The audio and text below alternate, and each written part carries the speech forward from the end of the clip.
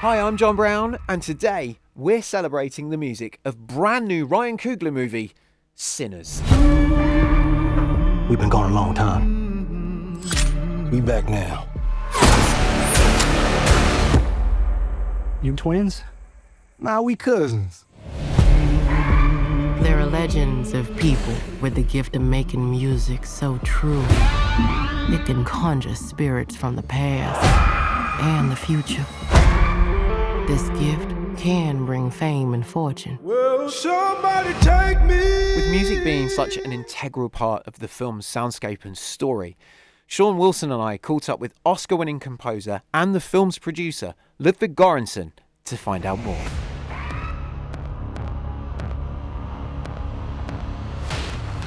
This is an incredible film. Very, very, very cool. But I think if you're ready, we'll get right into it and jump straight in. Sean, first question's all yours, sir. Yeah, there's so much to talk about. And there's a sort of like a broad strokes question would be the film amalgamates sort of Jim Crow era, Deep South drama, vampire movie, social study, character study. And there's so much going on. Like, how did this influence your instrumental choices in terms of the score? Well, I've been friends with Ryan for 15 years now. We've been working together for 15 years. And he kept saying the whole time when he was writing this movie, he's like, it's how fun it is that he's writing a movie about a guitar player and I'm a guitar player. Mm. So, and one of the first things that I did before we started shooting the film was to actually buy the guitar that we're using in the film. You know, a 1932's Dobro resonator guitar, and that became the guitar that I wrote the whole score on too. It's a beautiful instrument, and the same guitar that he's playing in the film, I brought it back into the studio with me. And I wrote all the music on that instrument. The one with the silver plate, it had the silver plate. The silver plate, the resonator. You know, that was they had a resonator on the guitars back then because they didn't have amplifiers. So that was the resonator, was to make the sound louder from the guitar. Let's elaborate on that actually, because one of the questions I did want to ask you was about how music is such a huge part of this film, and what kind of conversations were you having with Ryan very on, in this process, very early in this process, about the part that music does play in the film, and how you guys wanted to really approach that, and ultimately how you came to the sound of the film, essentially? Well, when Ryan was writing the movie, he kept sending me music from the 30s, from the 20s. And something I think that's very interesting is that when you hear those old recordings from the 30s, they sound terrible. You know, the way they were recorded, the sound, when you listen to it now, people today think that music sounded like that back then. You know, that the record, it was like only old men singing. You know, had a terrible hiss, and it's a little pitched up. It's almost like you're watching. You look at your grandfather's or grandmother's photos, and it's black and white, and you thought everything was black and white back then. Right? Yeah. So, like, how can we take this music and portray it in a way, put the audience in an experience how the music was experienced and how it could have sounded back then. You know, this music back then in the 30s was performed by kids, by 18-year-olds, 19-year-olds, and it was dangerous. It was edgy, and it was the devil's music. And so the first thing we needed to do was to find the right artists, the right songwriter, the right writers' music to write the songs with.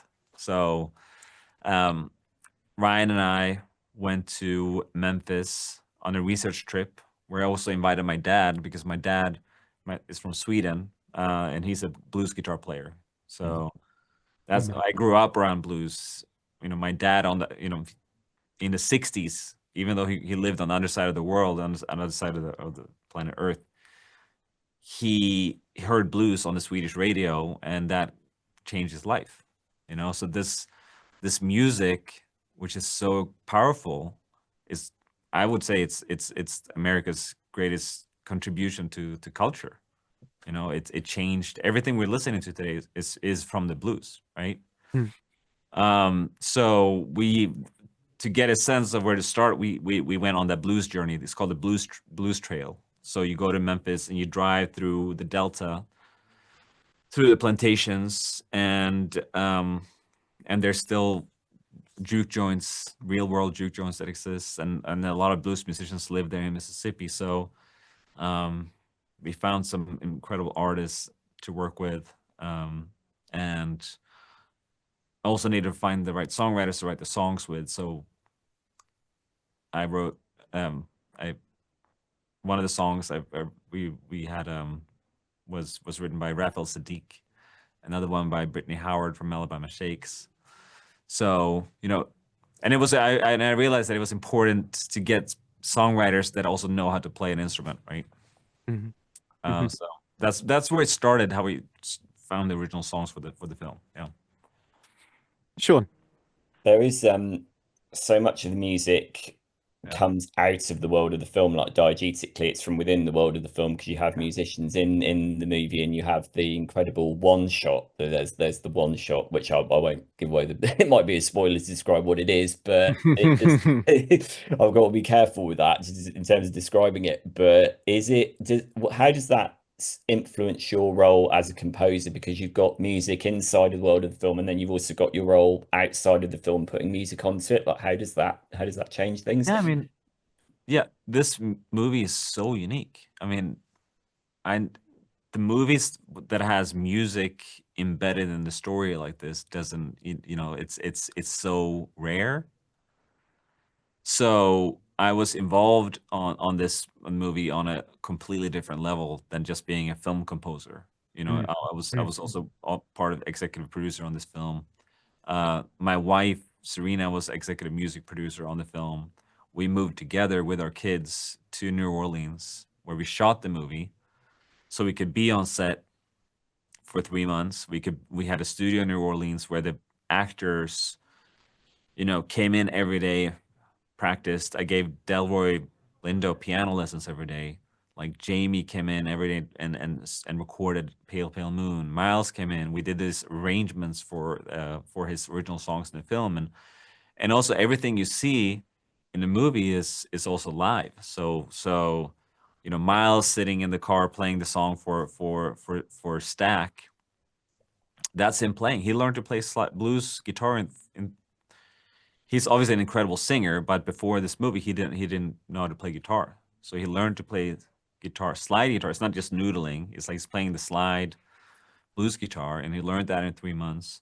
And when he's playing for Stack in the car, that's a live performance. And Michael B. Jordan's reaction is a real reaction.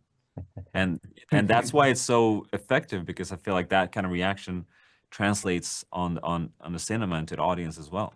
Yeah. Tell us about the Electric Lady Studios and the role that played in this process.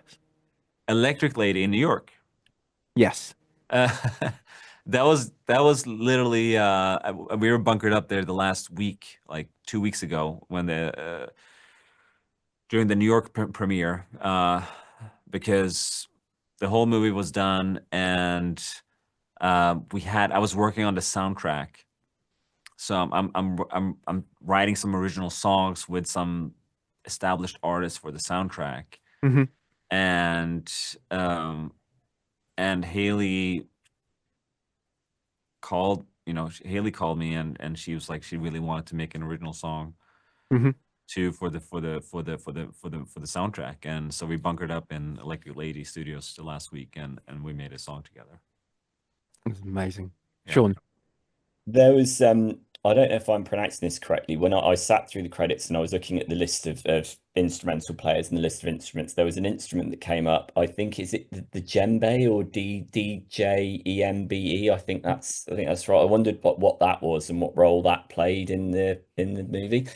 Yeah, I mean, there's like we talked about that surreal montage, right? There's a song in the movie that is kind of the climax. That's when everything kind of turns on its head, right? And we have Miles, Preacher Boy Sammy he's finally has his moment on stage, and he's playing a song, and he enters this state, this form, which is so interesting because musicians, they can really channel a spirit. I think, you know, we've all been to a concert and seeing an artist that we admire, and when they start playing music, when they start singing and playing, they become something else, right? Yeah. And that's what happens in the film. He starts playing, and he reaches a stage where he closes his eyes and he starts connecting with spirits and the future and the past and the present. And you see everything that came out of the blues, but also what came before the blues. And so it's African ancestors, but there's also modern contemporary musicians. So we had, to be able to make that, we needed all these type of different instruments, like the